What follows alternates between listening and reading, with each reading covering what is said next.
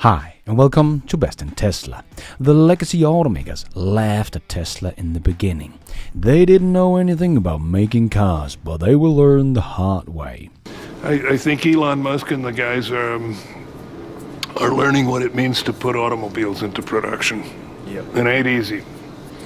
But they did learn, and now the old guys, known for their production, are copying Tesla, and have even called the Tesla Model Y a work of art. And Tesla is even so much ahead that some automakers have even thrown in the towel, saying they will never catch up to Tesla in production cost. But how was Tesla able to come from something that didn't even know how to build a proper car to suddenly be the one the old legacy automakers are trying to copy? Well, let's check it all out and let's dive right in.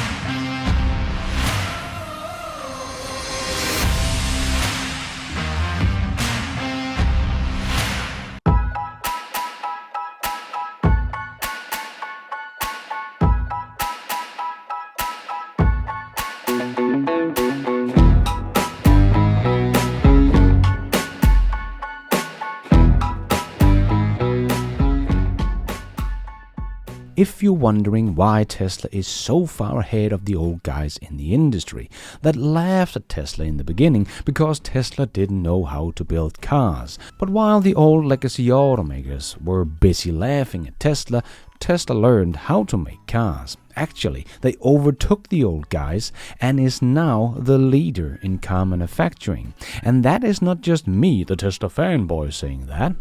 When mighty Toyota themselves, that invented the lean production method, tear down a Tesla Model Y, they called it a work of art. And now Toyota is copying Tesla's production method. Now that is saying something.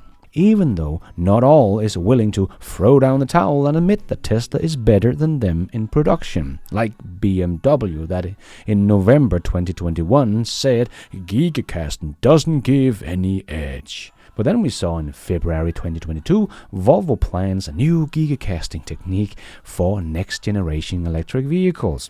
And in March 2023, Toyota called the Tesla Model Y the work of art, and in June 2023, Toyota copies Tesla's gigacasting and production method. As they said, on the manufacturing axis, the car body will be constructed from three main components in a new modular structure, just like Tesla. Adopting gigacasting will allow significant component integration, which contribute to a reduction of vehicle development cost and factory investment. What?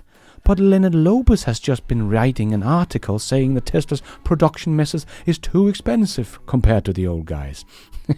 I guess she knows better than Toyota and Tesla about car manufacturing. So far, the China plant is basically an open field with some digging going on. It's harder and harder to believe that there will be Model 3s coming out of the Tesla China Gigafactory by the end of the year. But what Tesla doesn't have right now is a factory, so that's a problem. Sure, Lopez, your credibility is not very high, I'm afraid. But then within this week, Tesla's Tao Lin explained gigacasting reduced manufacturing time from 1 to 2 hours to 3 to 5 minutes. Now that is just nuts. I guess she means that the rear casting piece, for example, instead of making 170 small stamped pieces and then have to welding them all together to get the rear part of the car, that has gone down from 1 to 2 hours to 3 to 5 minutes, because now it's just one piece. Absolutely mind-boggling. And reduce about 600 robots, I might just add. But this is crazy. 1 to 2 hours to 3 to 5 minutes. No wonder the old guys can't keep up with production times. Like Volkswagen take 3 times as long to make the ID.3 as Tesla does making the Tesla Model 3. And everyone now wants to copy Tesla's production method. Even Toyota. but not BMW, as there is no advantage in gigacasting, as we can clearly see here from the people that actually know what they're talking about, as they are actually the one working with gigacastings and know the difference, and not just talking out of their ass as BMW is. But sure, BMW, you just stick with your old ways of doing things. That worked out so well for Nokia. But how did Tesla do this? Come from someone that in 2017 with the first Model 3 hardly knew how to put a car well together, to be the one everyone wants to copy just 6 years later. And some have even said they will never be able to copy Tesla. They are that good. As Jim Farley, Ford CEO, said, they didn't expect to get to Tesla's level of production efficiency and cost ever. They hope to survive and make about 8% on their EVs, that's it, but they will never be able to catch Tesla on cost. This is how far Tesla is ahead. So Tesla has become so good that someone like Ford has simply just given up keeping up with them in production cost. But this is exactly what Elon said they would do on Battery Day 3 years ago. Yeah, you can sort of think about like the sort of the fundamental physics of a factory or something like. I think it's actually quite a lot like the rocket equation, where you've got basically in the rocket equation you've got your exhaust velocity and then the log of the start to end masses. So it's basically saying, how fast are things going and what percentage of the factory volume is doing useful work. And conveyance does not count as useful work.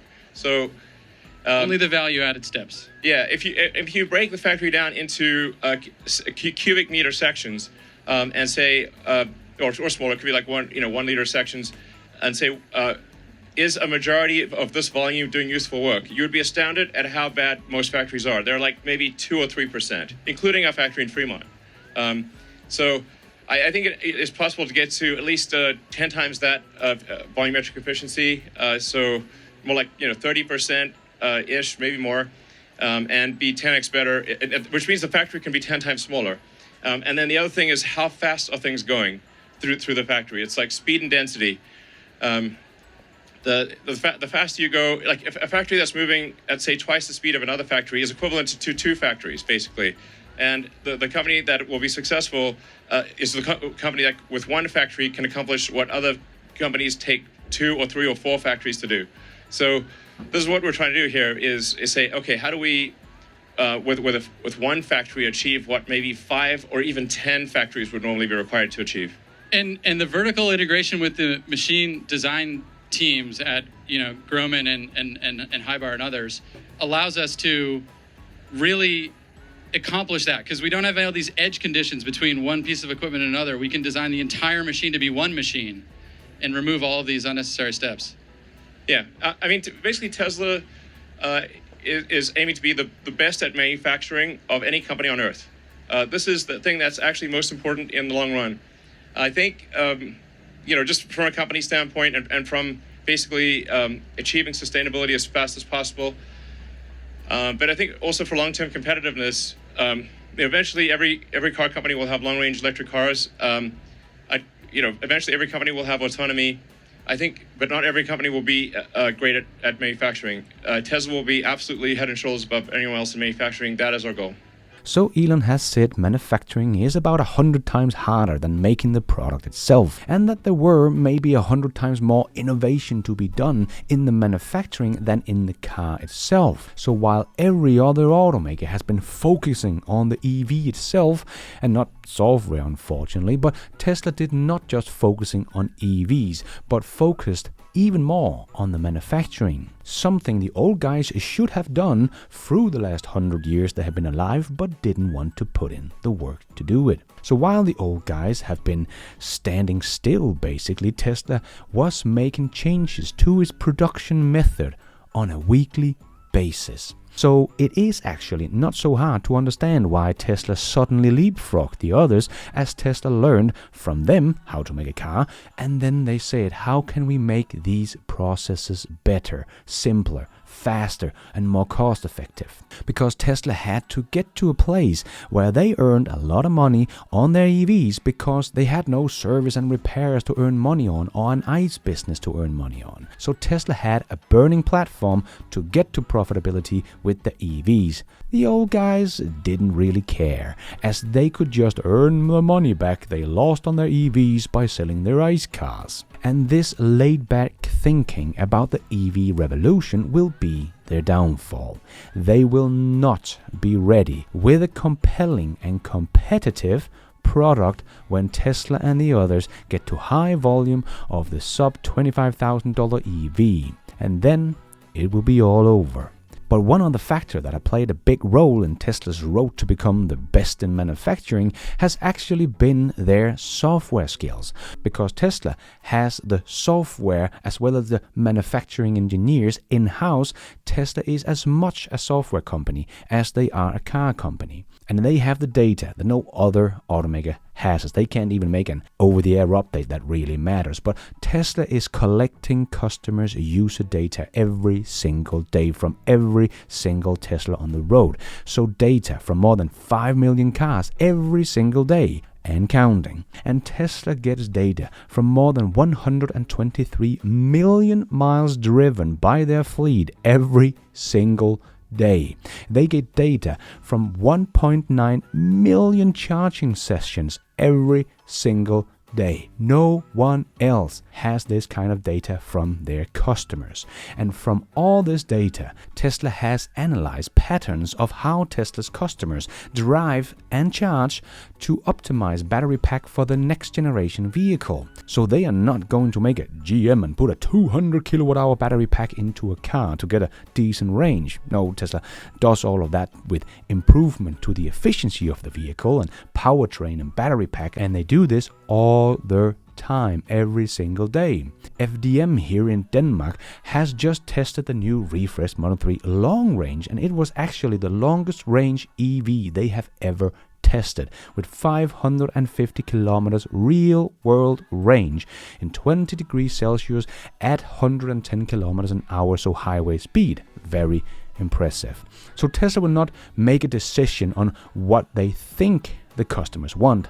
They know how the customers use their cars and chargers, so they can make a choice for the customers, so the cars fit our needs the way we drive them. So no, Tesla will not make a 2,000 mile range car, because no one drives 2,000 miles in a go. So Tesla software and data is able to help Tesla make decisions about how they would build their next generation vehicles.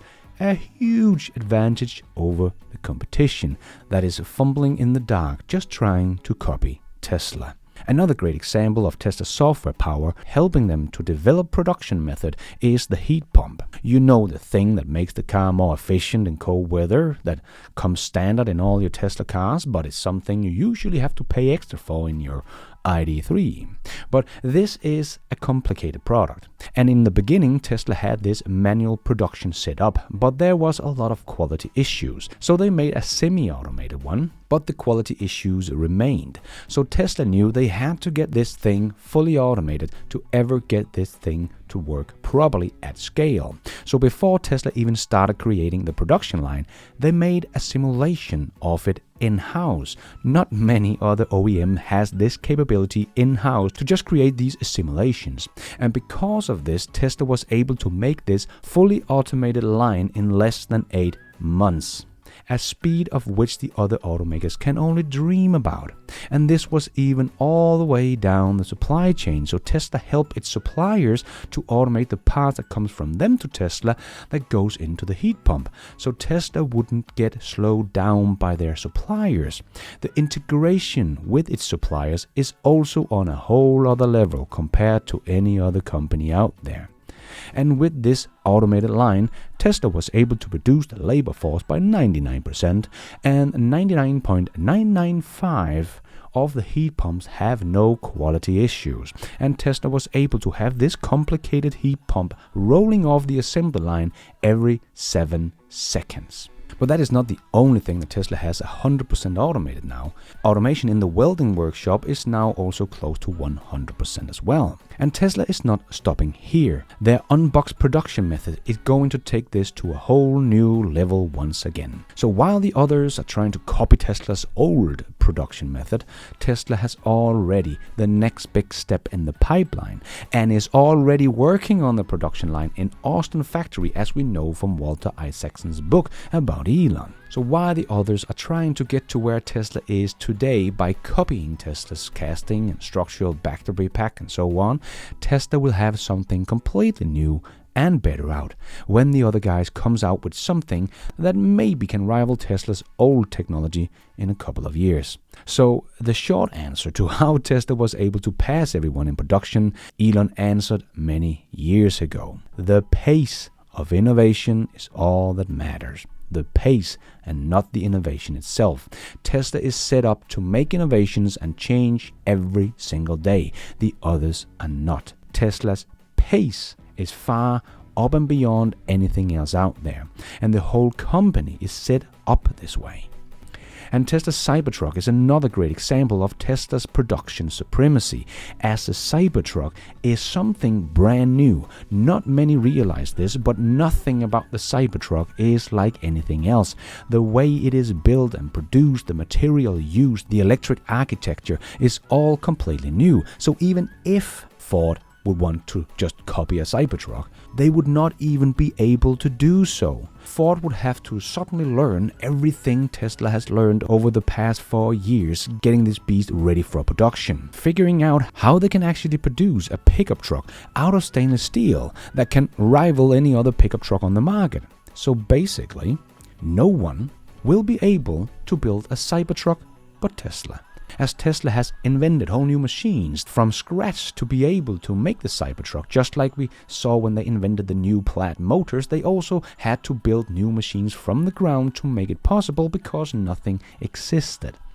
So Tesla's Cybertruck is actually an awesome case of Tesla's production know-how. No one else would be able to build that Cybertruck as of now. As Elon said, they would be head and shoulders above everyone else in manufacturing. That is their goal.